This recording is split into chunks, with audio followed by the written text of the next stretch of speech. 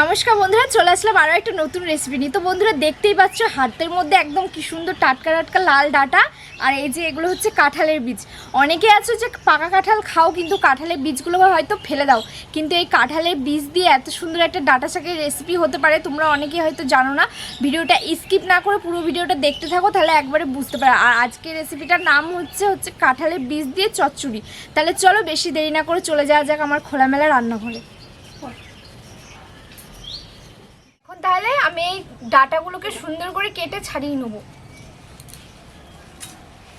আর এখানে কিন্তু শাকগুলো দেব না, শুধু এই ডাটাটাই লাগবে।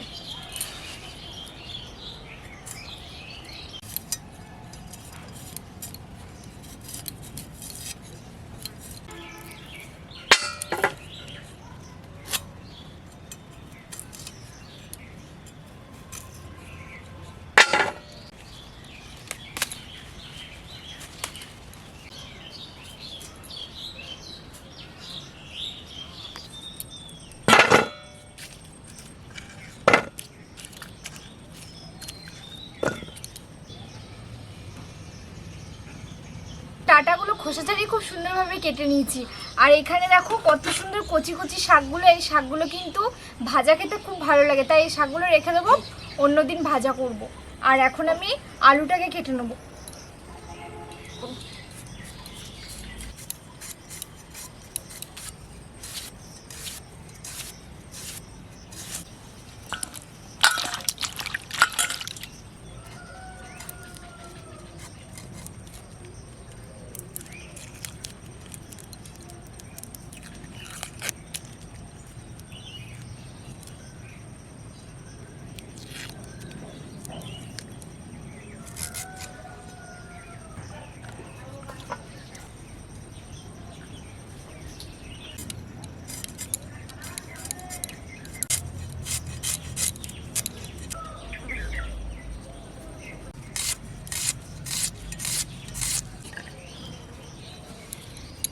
আলু, কাঁঠালের বীজ, আদা, পেঁয়াজ সব কিছুই কেটে নিয়েছি। আর একটা কথা বন্ধুরা, সেটা হচ্ছে কাঁঠালের বীজটা যদি তোমরা টাটকাতেই ছাড়াও তাহলে কিন্তু কাটতে প্রচুর সমস্যা হতে পারে, স্লিপ কাটে প্রচুর। আর তাই আমি এই কাঁঠালের বীজগুলো একদিন রোদে দিয়ে রেখেছিলাম, তার জন্য কাটতে প্রচুর সুবিধা হয়েছে। আর এখন আমি সর্বপ্রথমে সর্ষেটাকে বেটে নেবো।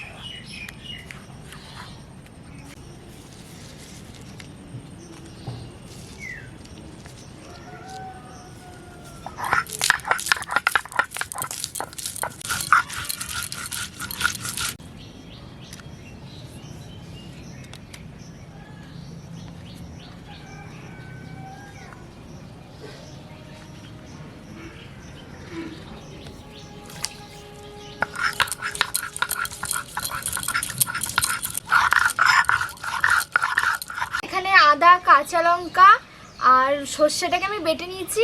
আরেকটা কথা বন্ধুরা, সেটা হচ্ছে তোমাদের প্রথমে বলতে ভুলে গেছিলাম যে আজকে কাঁঠালের বীজ দিয়ে ডাঁটা চচ্চড়ি করতে কী কী নিয়ে নিয়েছি তোমাদের একবার বলে দিই।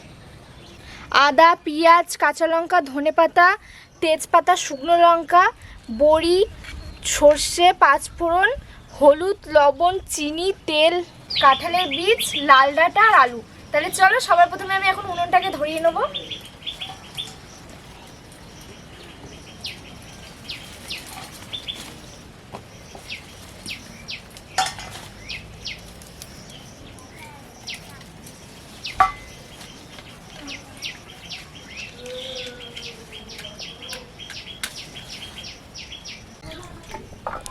উনুনটা খুব সুন্দরভাবে ধরে গেছে, এখন আমি কড়াইটাকে চাপিয়ে দিচ্ছি।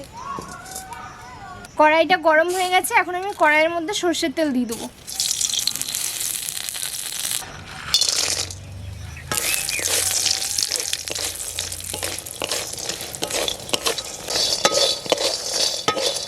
বড়িটা ভাজা হয়ে গেছে, এখন আমি তুলে নিচ্ছি।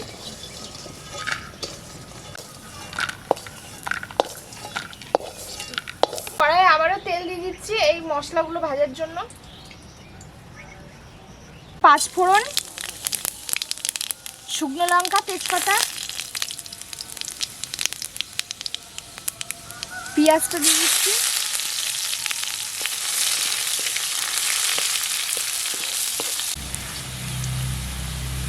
ফোড়নটা ভাজা হয়ে গেছে, এখন আমি আলুগুলো দিয়ে দিচ্ছি।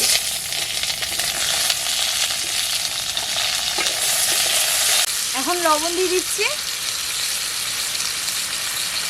হলুদ,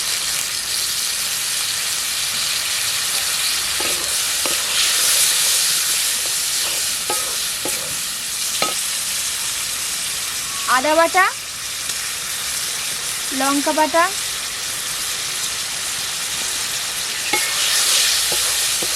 আদা আর লঙ্কা দিয়ে এটাকে কিছুক্ষণ কষিয়ে তারপরে এর মধ্যে ডাঁটাটা দেবো। আলুটাকে কষিয়ে নিচ্ছি, এখন আমি ডাঁটা আর এই বীজগুলো, কাঁঠালের বীজটাকে দিয়ে দেবো।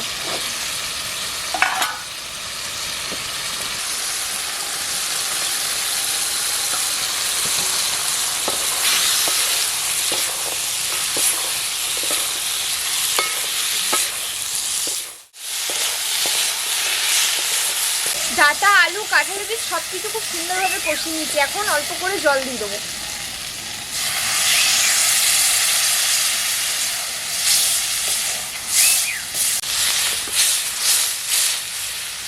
এখন মোটামুটি 20 মিনিটের জন্য ঢাকা দিয়ে রাখবো।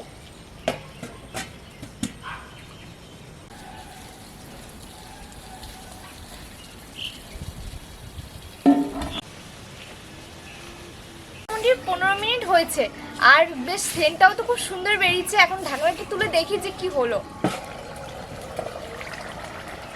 দেখো তরকারি কিন্তু হয়ে গেছে, যেরকম সে তরকারি হয়ে গেলে একটা বুটবুটি ওঠে সেরকম উঠে গেছে।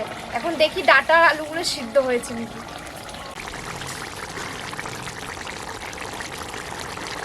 সুন্দরভাবে গলে গেছে। এখন আমি এই সর্ষে বাটাটাকে তরকারির মধ্যে দিয়ে দেবো।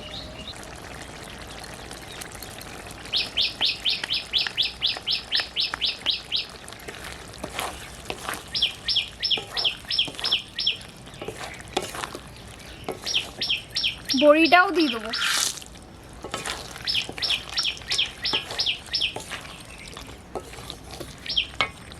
এটা করে চিনি দিয়ে দেবো।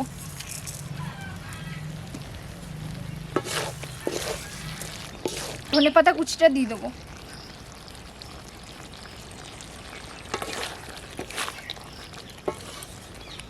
কিছুক্ষণ নাড়িয়ে চাড়িয়ে নিয়েছি, এখন আমি নামিয়ে নেবো তরকারিটা।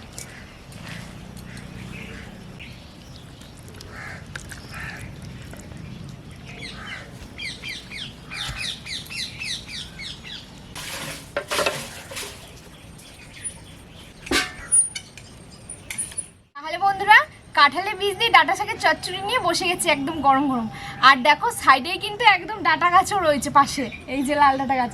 আর এই ডাঁটা গাছগুলো বন্ধুরা তোমরা যদি জঙ্গলে আশেপাশে দেখো ফেলবে না কিন্তু, এইভাবেই ডাঁটা শাকের চচ্চড়ি বানিয়ে খাবে, দেখবে দারুণ লাগবে কাঁঠালের বীজ দিয়ে বিশেষ করে। তাহলে চলো গরম গরম খেয়ে তোমাদের জানাই যে কেমন হয়েছে আজকের রেসিপিটা। আর সত্যি সর্ষের গরম ভাতের সাথে কিন্তু সর্ষের যে কোনো জিনিস হলে খুবই ভালো লাগে খেতে।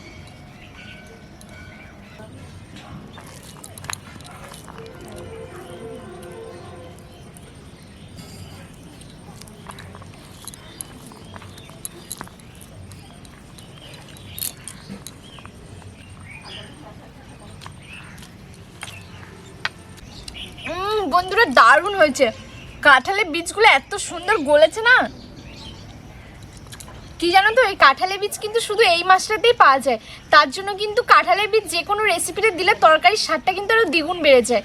আর আরেকটা জিনিস, সেটা হচ্ছে চিনি দিয়েছি অল্প করে, ঝাল ঝাল মিষ্টি মিষ্টি কিন্তু বেশ ভালো লাগছে। বুঝতে পারছো, ঘরের ডাঁটা শাক, তাহলে তো আরও বেশি সুন্দর লাগবে খেতে। আর রেসিপিটা অবশ্যই বাড়িতে ট্রাই করে দেখো। আমি যেভাবে দেখালাম, ভিডিওটা ভালো লাগলে অবশ্যই লাইক, শেয়ার, কমেন্ট, সাবস্ক্রাইব করে রাখো এরকম নিত্য নতুন ভিডিও দেখার জন্য। আজকের মতো টাটা, দেখা হচ্ছে নেক্সট ভিডিওতে।